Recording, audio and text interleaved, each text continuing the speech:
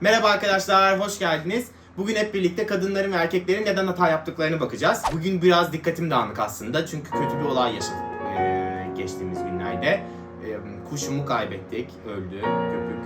Buradan ona başsağlığı diliyoruz. Biraz moralim bozuk, o yüzden kafam biraz dağınık, kusura bakmayın. Content hazırlarken ben çok eğlendim. Enerjimi düşürmeyin yalnız, benim enerjimi düşürüyorsun sen orada. Telefona bakıyorsun. Ben aktifli yardım etmeye çalışıyorum. Aktifli ne Emir ya? Neyse ben konuya giriyorum, böyle olmayacak yani, sizinle şey yapamayacağım. Kadınların ve erkeklerin neden hata yaptığına bakacağız bu hafta. Herkesin tabii ki fikirleri var, işte ben şu yüzden hata yapıyorum, işte o bu yüzden hata yapıyor ya da erkeklerin kadınlar hakkında, kadınların da erkekler hakkında mutlaka düşünceleri var. Ama biz bugün burada bunları 5 farklı ayrı başlıkta kadın erkek olarak hep birlikte inceleyeceğiz. Gerçekçi oldu bence. Bakalım siz de aynı fikirde olacak mısınız? Başlamadan önce ne yapıyoruz? Videoya beğenmeyi ve kanalımıza abone olmayı lütfen unutmuyoruz. Kadınlarla başlayalım. Ne diyelim? Yaşayarak öğrenmek diyelim. Kadınların çoğu yaşayarak öğrenme güdümüyle doğarlar. Kadınlarda bu vardır. Ben yaşayarak öğrenmeliyim. Neden? Hoşuna mı gidiyor? Mazoşist misin yani? Acı çekmek. Benim var böyle arkadaşlarım. Yani uyanırlar sabahın köründe, telefonuna gönderir 3-4 tane kahve resmi. Hadi bana o falı bak, hadi şunu söyle. Ne görüyorsun, ne diyorsun, dar falan. Sanki söyleyeceklerimi dinleyecekmiş gibi önce onu bana bir güzel baktırır. Ondan sonra söylediklerimin hiçbirini yapmaz. Ondan sonra da der ki yaşayarak öğren. Bu olay erkeklerde tamamen farklıdır. Neden Emir erkeklerde? Nasıldır sence bu olay erkeklerde? Biz daha basit düşünüyoruz. Evet, güzel bir cevap oldu. Daha direkt Evet, düşünüyoruz. erkekte olan şu: bir adama gidip abi bunu yapma, hani bu işin sonu bok dersen adam onu yapmaz. Durur. Neden? Bir daha düşünme ihtiyacı hissetme, bir daha düşünmek istemez, yormaz beynini. Hazır düşünülmüşü var. Niye düşünsün? Anladın mı? Net, temiz. Kadında bu olay tamamen farklı. Yani her boku da yaşamak zorunda değilsin. Yaşamayı ver. Yaşanmış insanlardan örnek aldım. Yok, bu yok. Bunu yaptığı için kadınlar bu kadınları çok fazla hata yapmaya itebiliyor. Senin fikrin ne Rıdvan bu konuda? Erkeklerin hata yapması mı? Şu an kadınlardan bahsediyoruz. Kadınların Evet, hata- bu konuda. Bilmiyorum yani, sabit düşünceleri değiştiği için. Kadın ruhundan anlayan iki erkekle çalıştığım için çok mutluyum. İkisi de inanılmaz inceler. Yani odundan kalasa yeni dönmüş herhalde gibi. Devam ediyoruz arkadaşlar. Kadınların hata yapmasındaki ikinci sebeplerden bir tanesi de duygusal yaklaşmak. Tabii ki bu erkeklerde daha farklı. Erkeklerde daha söylemiyorum. Daha akıllıca yaklaşıyorlar olaylara. Peki kadınlar neden duygusal yaklaşıyorlar olaylara? Ona bir bakalım burada. Duygusal yaklaşmak ikinci numaramız. Mesela bu duyulacak şimdi. Duygusal yaklaşmak ikinci konumuz. Burada da neden? Bir kadından açıkçası duygusal yaklaşmamasını bekleyemezsiniz konuya. Bir kadın eğer bir konuya duygusal yaklaşmıyorsa biz ona kadın değil, daha çok Angela Merkel diyoruz. Kendisini ben çok severim ama o olay biraz daha farklı. Kadın dediğin yaşamak istiyor, hissetmek istiyor. Yani ona ne diyor böyle, hani bu kelimeyi burada kullanmıyorum tabii. Yani yaşadığı şeyi hissetmek istiyor. Dolu dolu yaşamak istiyor yani. Çok güzel bir örnek var bu konuyla ilgili. Kadınlar neden duygusal yaklaşıyor olaya? Alışverişe gidiyoruz. Benim çok kız arkadaşlarımla çok alışveriş ediyorum. Alışverişe gittiğimizde ne oluyor? Kıyafetleniyorlar haliyle. Yandaki kabindeki kız da aynı kıyafeti deniyor, tamam mı? Eğer kabindeki kız kıyafeti deniyorsa kadın giyinmiş olsa bile çıkmaz. Önce dinler. Dinler ki öteki kadından nasıl bir tepki gelecek, reaksiyonu. Eğer diğer kadın üzerindeki elbiseyle mutsuzsa bizimki kabinden dışarıya çıkar. Eğer diğer kadın elbiseyi almamaya karar verirse, çünkü ya bu elbise benim biraz kilolu mu gösterdi, o da nasıl oluyorsa anlamıyorum, dediği anda diğer kadın alacak. Elbiseyi alacak çünkü ona güzel, onun üzerinde kötü durdu, anladın mı? Ben de güzel duruyor kafasıyla. Neyse elbiseyi alır, eve gelir elbise bok. Elbise bok. Neden? Kötü. Çok kötü çünkü. Ama elbise kötü oldu, neden ki ya? Işık galiba biraz orada kötüydü. Anlamıyorum, nasıl gece görüşüyle falan mı şey yapıyorduk? Alışveriş yapıyorduk. Neyini göremedin? O kadar ışığın altında nasıl göremedin? Beyaz ışığın altında. Tabii bu da sonuç olarak ne oldu? Duygusal düşündü bizim kadınımız. Ne yaptı sonunda? Hata etti. Değil mi? Kadın dediğin alışverişe gittiğinde tek seferde alışveriş yapmaz. Yapamaz. Çünkü onun keyfi yok. Anladın mı? Gidip tek seferde indirimden bir ürün alıyorsan kesinlikle satisfy olmadın, anladın mı? Gittin indirim %50. Hani ne, bunun bir sıra beklemesi yok. Bir ürün değiştirmesi yok. Satış danışmanıyla bir kavga etmesi yok. Hiç doyurmadı, anladın mı? Doyurmadı ama o ne yapar? O ürünü gider alır, değiştirir, bir daha değiştirir, bir daha değiştirir. İşte o ürün kadına zevk verir. Neden? Kadın için alışveriş yapmak kan, ter ve gözyaşı. Bu demektir. İki farklı olay. Devam edelim, 3'e geçelim. Kadınlar kendini kandırmaya erkeklerden daha eğilimlidir. Tabii erkeklerde de bu olay daha farklı. Erkeklerde bunu kendine çok güvenmek olarak bakacağız. Yani kendine çok güvenen insan da kendini kandırır aslında ama kadın kendini kandırmaya biraz daha eğimli anladığım kadarıyla. Bu da içinde bulunduğu kendi doğal ortamında yaşama içgüdüsü. Herhalde ben bunu bu şekilde adlandırıyorum. Bakalım neden kadın kendini kandırıyormuş. Kadınlar birçok konuda kendilerini kandırırlar. Alışverişten flörte, diyetten gezmeye, tatile, date olsun, her konuda. Mesela bir date yapılmıştır. Date'den sonra oğlandan mesaj gelmedi, çocuktan mesaj gelmedi. Ne yaptı bu bizim kızlar? Bunlar hep birlikte toplandılar. Ne diyor bir tanesi? Ya zaten işi çok yoğundu ya. Öteki diyor ki, boyu biraz kısa mıydı ya? Öteki diyor ki, yok ya pantolonun paçaları şöyleydi. Yok efendim bilmem neydi de ne olacak ya, ne olacak ya. Bir tanesi de çıkıp demiyor ki, kardeşim oğlan galiba seni beğenmedi. Böyle bir şey yok. Hepsi illa mutlaka şey olmalı. Ya işi çok yoğundu zaten o sana gelmezdi, işte ay o sana layık değildilerdi de sen başkası, senin daha iyilerini hak ediyorsunlar da havada uçuşuyor. Bu da kadınların kendilerini kandırma sebeplerinden bir tanesi. Daha doğrusu kadınların hata yapma sebeplerinden bir tanesi kendilerini kandırma eğilimi içinde olmaları. Dediğim gibi bu da bir survival instinct, yani hayatta kalma içgüdüsü herhalde bu diye düşünüyorum. 4'e geliyoruz şimdi. Bakalım 4'te neler var? Olay aslında çok basit. İlk buluşmadan sonra mesaj gelmiyorsa o çocuk meşgul değildir kızlar. Simply he's not texting you. Yani gelmiyor, atmıyor, mesaj atmayacak, yani olmayacak yani böyle bir şey. Lütfen beklemeyelim, hayal kırıklıkları daha büyük olmasın. Geldik şimdi 3'e. 3 müydü? 4'e. 0. Arkadan bir 4-5 yazı geçer ya. Çok fazla fikir almak. Bu tabii çok önemli. Kulaktan kulağa gibi düşün. Yani kadın bir fikri değil, günler, haftalar, aylar, yıllarca konuşabilir. Sen bunu hiç yapamazsın, engel olamazsın. Hele ki sen bu kadınlardan bir tanesine eskaza yamuk yaptıysan bittin. Seni o cadı kazanının içine atarlar ve bittin. Yahni olarak çıkarsın. Artık afiyet olsun. Kadınlar 3 veya daha fazla kadın bir araya gelerek Voltron oluşturuyorlar. Ve bu kuvvet katlanarak artıyor. Katlanarak artan Voltron'da aynı zamanda bilgi kirliliği de aynı şekilde artıyor. Yani o kadar konuşmaya insanın beyninin yanması lazım. Zaten yani yanlış seçim yaptı diye kadını suçlama.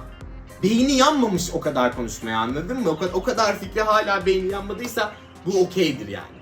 Lütfen bir ya da iki arkadaşımızdan fikir alalım. Çünkü hep herkesten birlikte fikir aldığında ne oluyor? Ne oluyor Rıdvan? Boka sarıyor. Bu kadar basit. Çok fazla ve detaylı düşünmek. Aslında bu bir öncekiyle böyle biraz iç içe bir fikir, bir durum. Yani bir adam için olay basittir. Yani ilişki biter, ilişki bitti diye adam üzülür. Ondan sonra biter. İlişki biter, kadın üzülür. Ondan sonra üzülmesi bittikten sonra o biten ilişkiyi irdelemeye başlar. Neden bitti bu ilişki? Anladın mı? Bu konu çıkarana kadar. İrdeler. Sonunda olan şey aynı yine. Çok fazla düşünmek ya da çok detaylı düşünmek bu sefer seni konunun özünden uzaklaştırıyor. Kadın uzaklaşıyor. Yok, o başta olduğumuz yerde değiliz artık yani. Bu da kadınların hata yapma sebeplerinden bir tanesi daha. Ne düşünüyorsunuz çocuklar genel olarak? Yorumlarınız, fikirleriniz? Bence gayet komik ve güzel gidiyor. Evet, harika. Ben bunu mu soruyorum? Kontenti dinlememişsin. Ben bir şey söyleyeceğim yalnız. Ben burada konuşuyorum. Sen orada telefonla oynuyorsun. E-mail geliyor, onlara Emir e-mail gelmesin. Sen gülüyorsun. Sen herhalde cevabın hazır. Sen ne düşünüyorsun? Şu an ne düşünüyorsun? Ben seni aydınlattım işte yani. Korktum. Korktun. Korktum. Kadınlardan kork. Korkman lazım zaten. Kork. Bayağı. Korkulacak şeyler çünkü kendileri. Yalancılık sanatını kesin kadınlar bulmuştur. Çok iyi yalan söyler. Harika. Gelelim erkeklere. O zaman burada böyle bir şey yapmak istiyorum. Erkekler neden hata yapar? Rıdvan, sence erkekler neden hata yapar? Hadi bunu da bilmiyorum de adın çıksın. Erkekler neden hata yapar? Abi hormonal yaratıklarız. Hormonlar diyorsun. Tabii. Yani diyorsun ki beynimle değil başka taraflarımla düşünüyorum. Genel olarak. Yani Genel olarak. yaratılış amacı. Evet. Sence Emir, erkekler neden hata yapar? Ve burada Erkekler- 5-6 tane bir şeyimiz var. Bakın hiç denk getirebilecek misiniz? Benimle sizinkiler bir mi yani? Erkekler daha az düşünüyor bir Daha az karar düşünüyor. vermeden önce. Çok güzel. Bunu mesela düşünmeden hareket etmek Emir ilk konumuz. Bildin. Aferin. Demek ki bu senin sık sık yaptığın bir hata. Tabii. Tabii. İşte kişi kendinden bilir işi. Evet. Eşeğe dönmüş, eşeğe boyun kır demişler, dönmüş osurmuş. Onun gibi bir şey yani. Bu erkeklerin hata yapmasının en büyük sebeplerinden bir tanesi düşünmeden hareket etmek. Ki erkek neden düşünmeden hareket etmek ister? Zamandan kazanmak ister erkek. Anladın mı? Yani tamam abi ya bu kadar ya bu kadar. Mesela çok güzel bir örnek geldi aklıma şu an. İki arkadaş kendi aralarında konuşuyorlar. Diyor ki ona abi yapma. Bak Merve yakalayacak seni. Konuşma şu kızla. Oğlan da diyor ki ya abi rahat ol ya Merve nereden gördü, nereden anlayacak bunu? Aradan bir süre geçer ve mesaj. Abi Merve 4 gün önce Instagram'da kızın resmini beğendiğimi görmüş. Kızın resimleriyle kendine yeni bir Instagram açmış. Göte geldik. Gelirsin tabi. Gelirsin tabi. Yarım aklınla iş yapıyorsun. Gelirsin, göte de gelirsin, her yere gelirsin. Erkek dediğinin 6. hissi yok ki, 5.'si bile yok. 4 tanesiyle el yordamıyla adam idare ediyor zaten. Sen ne? Cin olmadan adam çarpmaya kalkıyorsun. Elini bulmuşsun, otur. Konuşmaya da kızla, anladın mı? Resimlerini beğenmişsin. Tabi. Başına gelir bunlar. Kendine fazla güvenmek. İkinci. Bu mesela en önemli şeylerden bir tanesi. Erkekler kendine her zaman fazla güvenir. Neden? Mesela şöyle düşün. Gitti adam. Burada isterseniz fikir verebilirsiniz. Çocuklar arada girebilirsiniz, konuşabilirsiniz. Telefonlarınızı bırakabilirsiniz mesela. Telefonlarla bir şey söyleyeceğim. Burada öğretmen gibi beni şey yapacaksanız. Telefonlarını herkes geldiğinde şuraya bırakacak. Benimki buydu. Ya dur şuna bir cevap vermem lazım. Böyle bir şey yok ya. Benim dikkatim modum, ben şu an sıfırım. Yerlerdeyim ya. Ben şu an yerdeyim yani. Ben şöyle düşünüyorum. Emir şu an ceza Erkeklerin bir hatası ödemeli. da bu mesela. Evet, Emir ceza para ödemeli. Erkeklerin bir hatası da bu mesela. Dinlememeleri. Yok ben buna daha güzel bir şey söylerdim de işte kameranın önünde olduğumuz için söyleyemiyorum. Ne kamera beni kurtarıyor neyse ki. Ama kayıt bitecek neticede. Baba. Tehditler etti ya. Tehdit değil, tehdit Uyarı. değil. Tehdit değil, consequences. Yani ne? Sonuç. Yani bir olay sonucu ortaya çıkan reaksiyon. Hı hı. Yani ne? Bunun bir sonucu olur. Bunun sonucu olur. Tam masaya Mesela şu, koyuyorsun. sen mesela bu yaptığın işte bu, kendine çok güveniyorsun, anladın mı? Geçmişin karşıma çat telefonda konuşuyorsun. Tabii ki bunun sana geri dönüşü olacak. Bu kamera bitecek ve bunun sana geri dönüşü olacak Emir, olacak. Bence şu an oluyor bile. Neden bu sayılmıyor? Sen ölmeyi bayılmak zannediyorsun, o yüzden öyle geliyor sana. Geçiyorum. Öteki, diğeri, söyle. Tahmin. Erkekler neden hata Erkekler neden hata yapar? Bilemeyeceksen söyle, insanlar bekliyor. Yok yani söyleyeceğim şey nasıl desem kadınlar kadar cinsel öğeye rahat yaklaşıyor. Tamam, bunu söyledik. Sevgilisi de var, niye böyle bilmiyorum. Evet, ondan bahsedelim. Evet, erkekler biraz beyniyle değil, bunu söyleyemem. Yazık ya, bu kadar gömemeyeceğim erkekleri yani. Bu kadar da değil ya. Hepsi de böyle değil ya. Ama- Kolay yani kolay baştan çıkarılabilen yaratıklar oldukları doğru ama yani o kadar da üzerine gitmeyeceğim şimdi erkeklerin. O kadar da değil, o kadar da değil. Çünkü benim arkadaşlarım beyniyle hareket eden çok erkek arkadaşım da var çünkü. Güzel. Yiğidi öldür, hakkını ver. Yiğidi öldür, hakkını ver. Ben sana söyleyeyim, acele karar vermek. Acele karar vermek erkeklerin hata yapmasına sebep olan üçüncü ana etkenden bir tanesi. Mesela bunun en kolay örneğini babamdan verebilirim. Babam mesela acele ederken aynen şunu yaptı. Hadi bir sen hadi. Geldim ben, aşağıdayım. Yok, köprüyü geçiyor yani. Geldi falan yok. Geldim ben. Aşağıdayım, yarım saattir bekliyorum. Ondan sonra annem hazırım ben dedikten sonra Taci neredesin? Açtık, evin önünde trafik oldu. Taci evinin önündeyim ben, trafik yok. Bunun işte o sonuçları olan dediğimiz noktada, bu noktada sonuçları olmuş. Çünkü annem saçını yapamamış, anladın mı? Acele ederken. Bitti. Olayları abartmak. Evet. Bu maalesef erkek arkadaşlarımızın, bizim nasıl söyleyeceğim, erkeklerin yaptığı en büyük hatalardan bir tanesi olayları abartarak anlatmak. Yani ne demek? Tavşan sikini taşa sürmüş, dağa siktim demiş. Onun gibi bir şey işte bu, yani anladın mı? Mesela bir buluşma olur. Adam kızla buluşur ilk date'den sonra. İşte ilk date biterse gelir, o da kankasını anlatıyor. Yani erkeklerde var mı öyle gruplarınız, var mı hiç? WhatsApp gruplarında erkeklerle işte ya kanka şöyle oldu da kızla Var böyle tabii, oldu da. var. Var mı? Var mı? Gerçekten var mı? Var. Yoksa yok de. Var. Var. Var. Var. Senin yok. Sen pek öyle şeylerle şey yapma. Sen ne kimlerle, şu şeylerle mi? Onlar da çok, onlar bayağı grup yapıyorlar. Ha, böyle deyince olmadı. Yani grup chat yani Evet. WhatsApp üzerinden, Evet. WhatsApp üzerinden. Neyse devam ediyorum. Buluşmadan sonra mesela atıyorum buluştun, geldin anlatıyorsun. Abi işte şöyle iyiydi de kız işte böyle içime düştü de işte bana şu kadar soru sordu da hiç susmadı da bilmem. Kadın abi bu tabii ki susmayacak, tabii ki soru soracak. Bir kadının ilk buluşmada bir erkeğe çok soru sormasının sebebi kesinlikle ondan çok hoşlanmasıydı. Bu algıyı bundan hemen kurtulalım. Böyle bir şey yok, bu yalan.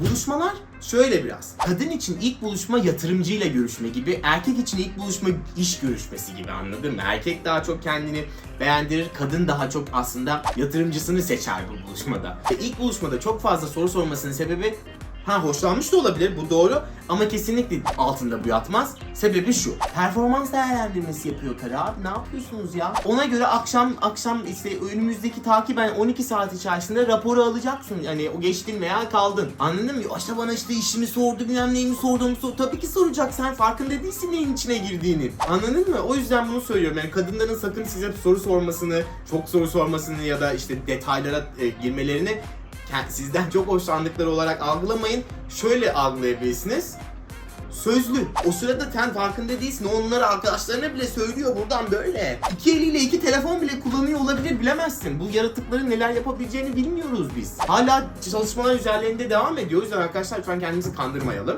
Herhalde bu kadar.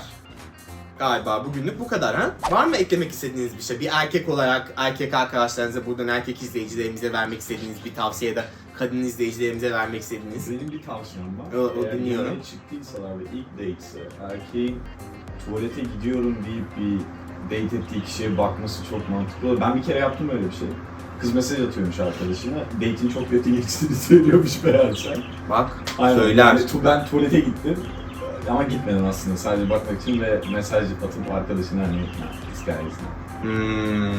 Yani rejection'ı ben orada aldım direkt masada. Yani acıtsa da öldürmez, anladın mı? Yani Değişti Sıla biraz. gibi acısa da öldürmez, öyle düşün. Yani en azından hayal kırıklığı daha az oldu. Şöyle düşün, hesabı paylaşmak zorunda değilsin o noktadan sonra. Anladın mı? Hesabı ödemek zorunda değilsin. Alman usulü. Split. Sen gideceksin oradan mesaj atacaksın bu iş olmadı diye. Ben de geleceğim burada bütün hesabı ödeyeceğim. Yok ya. Yok ya. Ama buradaki kızlara mesela hesabı ödemeye çalıştığında biraz yanlış anlıyorlar. Burada o yok. Burada pek yok. Burada erkek daha çok ödüyor. O noktada ben tuvalete gidiyorum deyip mekanı terk edecektim. Değil mi? Kesin evet. Ya şöyle, ben de öyle bir şey olsa, arkadaşından bok diye mesaj atıyorsa benim için, ki tarih henüz böyle bir şey yazmadı. Ama olur da bir gün olursa ben de herhalde kıçımı döner giderim yani. Ben falan bakarım. O yüzden ben biliyorum. Üzücü, çok üzücü. Bu çok üzücü. Biz işte aslında şöyle, bu konuştuklarımızın tabii ki bilimsel bir tabanı hepsinin yok. Bazılarında tabii ki araştırdığımız kaynaklarımızı videonun altında da, açıklamalarda aşağıda veririz mutlaka, ama daha çok biraz eğlenceli bir açıdan bakmaya çalıştık. Eklemek istediğiniz, beğendiğiniz ya da beğenmediğiniz, değiştirmemizi istediğiniz herhangi bir şey varsa aşağıya yorumlara bırakabilirsiniz. Bu haftalık bizden bu kadar. Bugünlük diyelim, çünkü bu hafta belki 1-2 tane daha video çıkartabiliriz. Bugünlük bizden bu kadar. Önümüzdeki videolarda görüşmek üzere. Eğer hala kanalımıza üye olmadıysanız çok ayıp, çok ayıp, çok ayıp. Hemen ol. Şu an bak şurada falan. Şurada hatta like butonu şurada, subscribe butonu da şurada. O yüzden hepinizi önümüzdeki videolarda burada ekran karşısında görmek istiyorum. Görüşmek üzere.